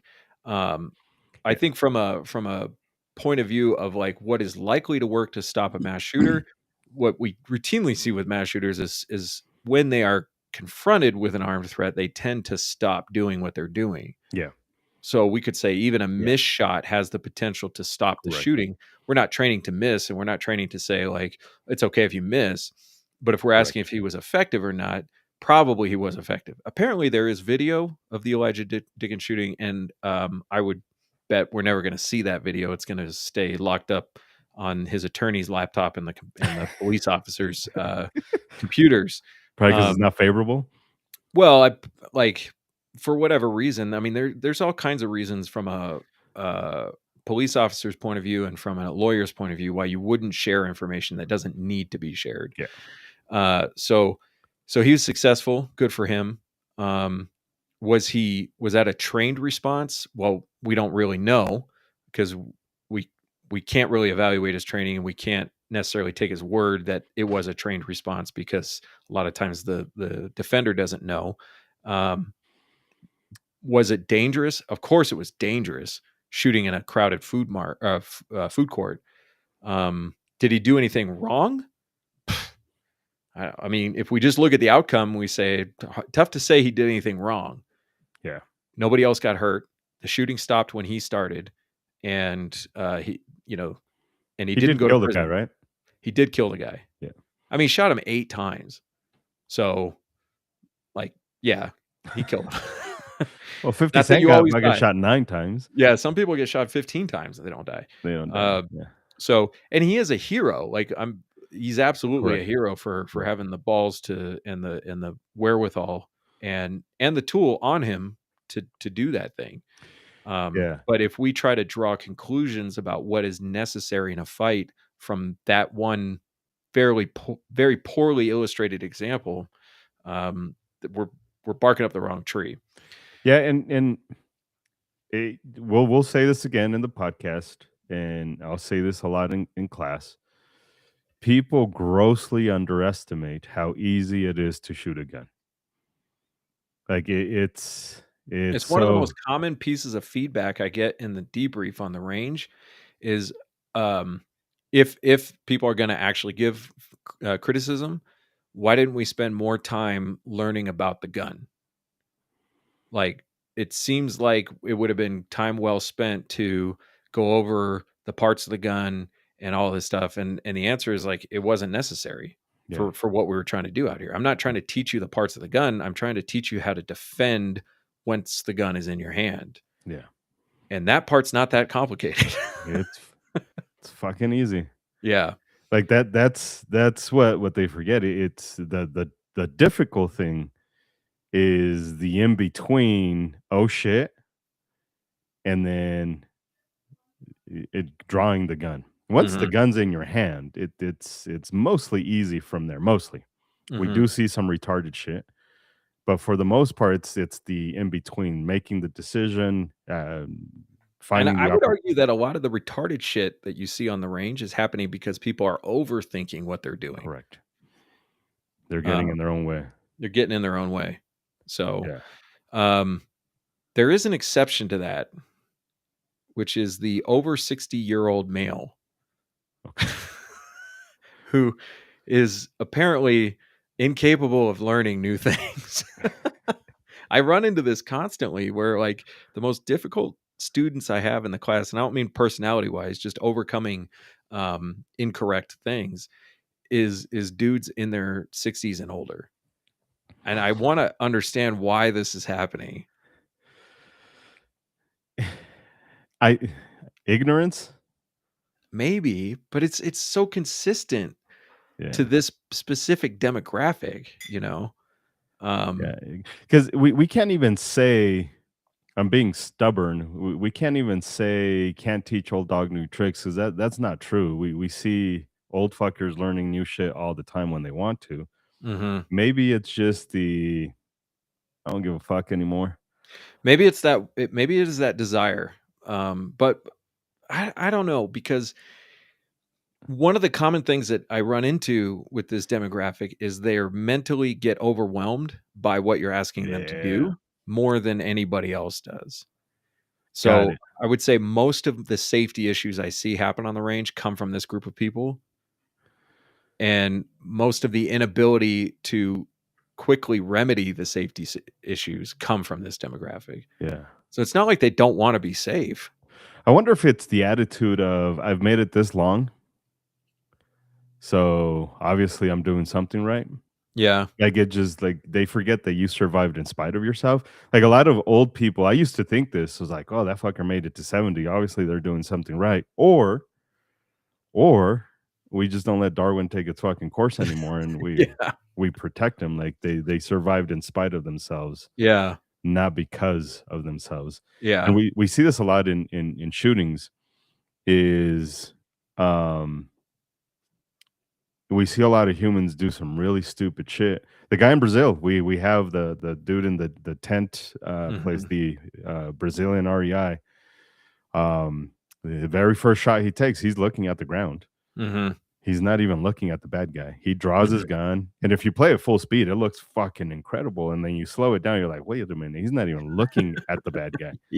Yeah. He's looking down, and then his fucking foot is in between him, the gun, the muzzle, and the bad guy. And then at some point, the hand, his fucking hand is fucking boom. Yeah. So he almost shoots his foot. He's not looking at the bad guy when he's taking shots. Like Yeah. the fact that he survived that fucking Christ that's in Rio de Janeiro Mhm. is obviously on that motherfucker. That thing works. That thing was fucking working. Yeah. Tanner So says, "What's the best demographic to train in your opinion?" Um, I like newbies yeah, brand regardless new people. regardless of all of the other demographics that they might be a part of. Um, I had this lady that came to the class. I genuinely believe this is the attitude humans should come with in the class. So they had already in the classroom, the boyfriend or the husband had said, "Hey, we only have one gun. Can we swap?" I was like, "Absolutely not. How about you? Um, I'll let you borrow a gun. One of you guys. I don't give a fuck." So the lady shows up to the range on Saturday, and I asked her, I was like, "Hey, do you care what guns these are? The guns?" She's like, "It's a fucking gun. I couldn't give two fucks." It's like, "You're already fucking singing my song. That's what I want to hear." 'Cause you get people are like, "Well, I want to try the one with the red, the optic, and all that shit." Like this lady was like, "It's a fucking gun," and she genuinely did better than everybody else that was there. That had shotguns before and all that stuff. Like objectively speaking, if we're looking at the students subjectively, Mhm. um, performed, did better, improved, like all that. She would win all of the superlatives. Superlatives? Those. She would win all of them. And is this was my feedback to her. Is just like I think it's that nonchalantness is your idea of the gun is just simply a tool that's going to defend myself if I ever need to. If I Mhm. ever need to. Like she wasn't emotionally attached. It's a Glock. It's not a Glock. It's got an optic. It's got this trigger. I like I say. So if we separate newbies, I think those humans are the best humans to teach. Are the humans that are not emotionally attached to a tool. It's just a fucking tool. If you gave them a fucking Dan Wesson, if you gave them a fucking Sig, if you gave them a Glock, if you gave them a fucking Canic, if you gave them a Ruger, like whatever you put in their hands, they're like, just a gun. It's just a fucking gun. And I'm going to use it if I need to in a self defense situation. It's kind of like getting to a carpenter and saying, build me a house, but this is the hammer you have to use. And the carpenter be like, well, I can't do it with that hammer because it doesn't. A real carpenter's going to be like, it's going to suck, but whatever, it's just a hammer. Like at the end of the day, it's just a hammer. Sure, are there better ones out there? Maybe, but it's just a fucking hammer. That's all Yeah. it is. Yeah, so I would say new students who are interested in what they're doing because Mm. I think Yeah. that there are new people who come who are there because they feel like they have to be there.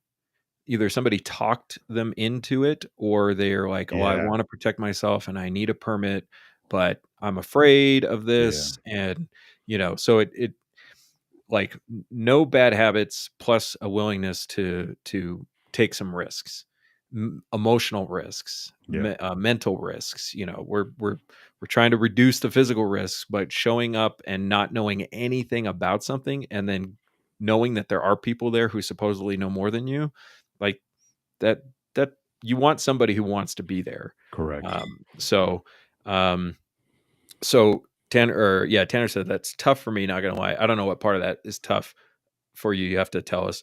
Probably um emotionally attached to a gun. oh yeah, Because yeah. most dudes, I'm only assuming, because most dudes Mhm, are super emotionally attached to objects, mhm. right? Because most dudes, without getting too, but it's true. It's 100% true.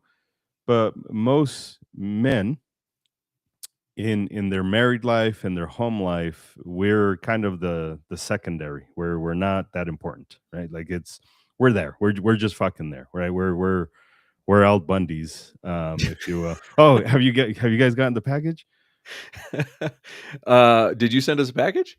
I think so. Okay. There's a puzzle. The tape is just to make sure that the puzzle doesn't come apart. Okay. That's all the tape is for. I thought you would have received it already. Anyways, in without getting too deep and without getting too trying not to get too negative, most men, again, we have those weird hobbies. We get so focused in cars and so focused in guns, and that's because for a lot of us, there's not much of an emotional attachment to the family. Not because we don't want to, not because we don't like to. It's because let's be honest, most of us we're just there. We go, we sit in our spot in the couch, and that's that spot, and he's gonna be there all fucking day long, and it just kids don't talk to you, and they don't want to be around you, and all that. They don't involve you, and I'm just speaking generally. I'm just speaking generally. Um, but it's Well, like that. also, I think we're more object and tool oriented, just Yeah, in the way our minds think, that's and even the fair. way we think of ourselves. Like I'm a tool for this, I'm a tool for that. That's fair. Um, and so when we pick up the tool and we're like, okay, this is my tool, and this is how like I'm attached to my tool. I know this about my tool. I know that about my tool. That's This fair. tool is better because I know. So I think we do get attached to it more than we get attached to maybe the It's task. But I found it as I get older, I care a lot less about the tools.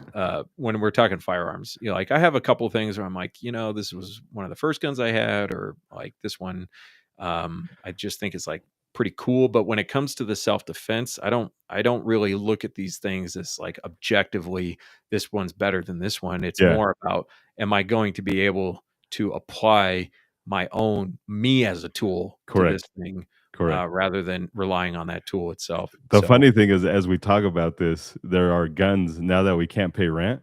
yeah. Now that we can't pay rent, I'm like, I want to sell this. And Letitia, she was the one that was like, you can't sell that gun. I was like, we're about to fucking lose the house. I think I would rather have a house. She's like, nope, that was the Mosin Nagant.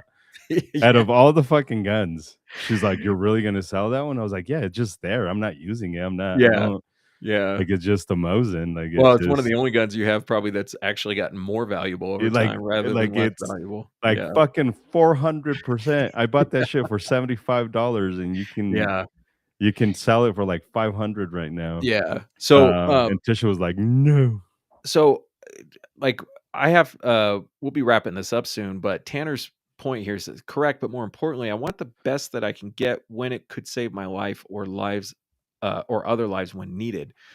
And I'm just kind of thinking back to like, I was working on my suspension on my truck, and I got a special tool, a ball joint press.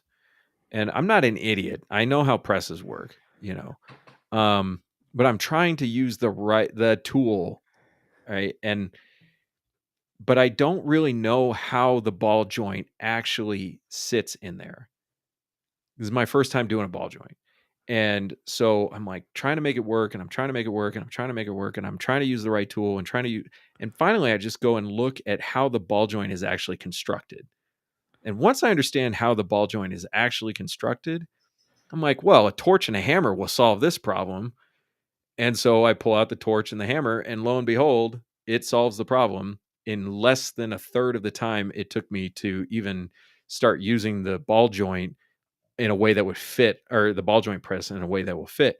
And this is something I think I've kind of understood throughout my life is you need to understand what you're dealing with, and then you might be able to improvise a tool to do the thing you need. But if you don't understand the problem, then the tool isn't going to help you as much. You need to understand the problem you're approaching. How many high points have you had in your class? It's never many. It's never many. No, I had one last month. How many times did it malfunction? It did malfunction that I can remember. Yeah. Now, And I've had I think total 4 high points in my class, and there's only one that actually malfunctioned, but it was because he was using pro mags. Once he used factory mags, yeah, no fucking issues whatsoever. yeah. So it's not to say that the tool is not important, but the attachment to and maybe we'll say an over attachment to the tool beyond what its need is. So like you ask people, this happens. I'm asking That's everybody what funny. I just seen his high point comment because I know that's where I didn't see that beforehand. Yeah. I'm just now seeing the high point comment, but that's where everybody goes is like, Yeah. oh, well, high point. I was like, I've never seen in class a high point malfunction because of the high point. Yeah. I've seen a malfunction because of Pro Mag, but never because of the high point. I'm not saying high point is the gun to go to in any way, shape, or form.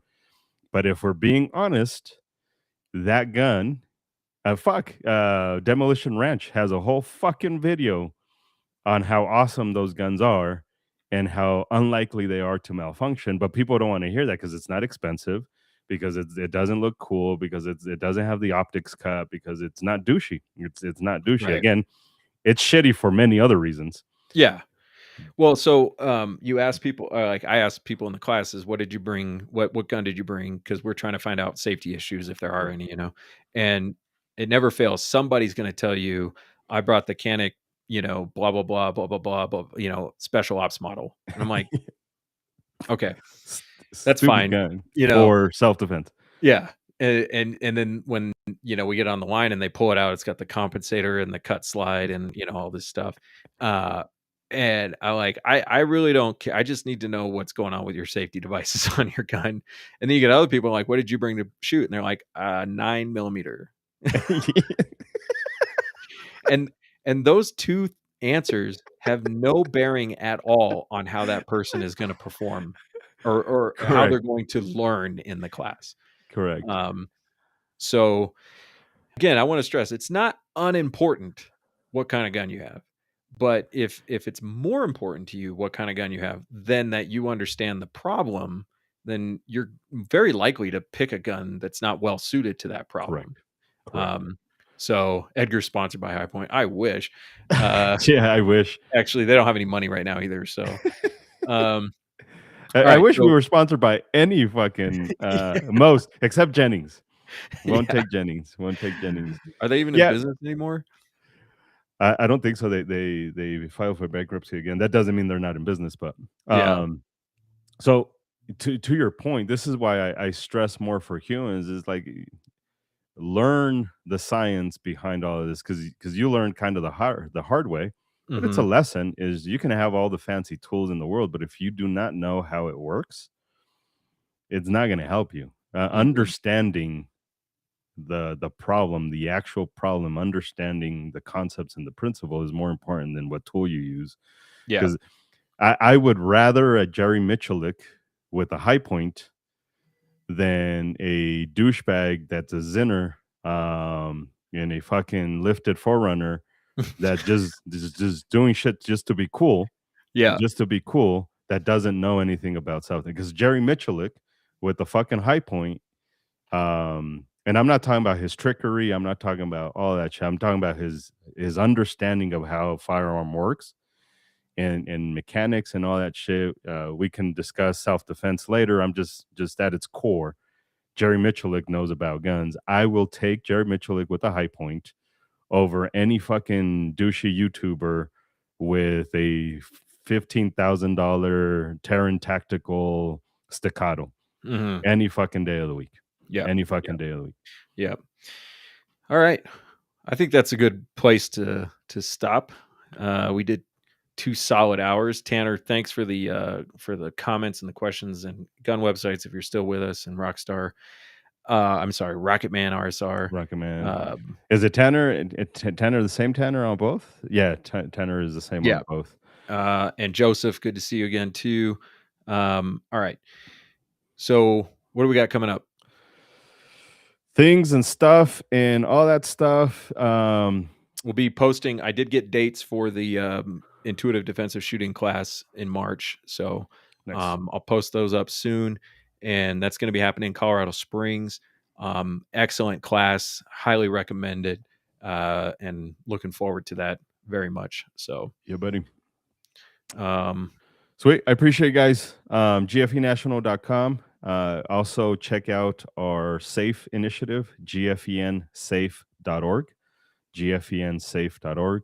There was only a way to fucking put it up on the screen and all that shit. Yeah, and Gabriel, you can find our training on GFE National, GFE National, Golf Foxtrot Echo National. Hey, I did it. .com. So, That one I do have. The other one is GFEN Safe, gfensafe.org. That's where you can find the SAFE initiative, learn more about it. And if you can, please donate. We are a 501c3. This is how we exist, is through donations. We don't get sponsored, not even by High Point, in any way, shape, or form. I would take a High Point sponsorship if they didn't tell us what to do and how to do it and why to do it and all that shit. And we can still promote other guns and shit like that. That's the tricker. That's yeah, the fucked up thing, is having somebody being okay with you still promoting other guns and saying other guns are still awesome and shit like that, not being exclusive. yeah, So anyways, I appreciate you guys. Thanks for being here, all the questions, all the comments, always appreciated. Thanks for the challenges and all that shit. I always appreciate when it's comments that are challenging the information. yeah. I know Isaac needs to pee really bad, so I'm just fucking Can you see me making like this longer. I'm just Oh, trying I to make this know, we want to kill his kidneys. I appreciate you guys. Have a good one. All right, peace.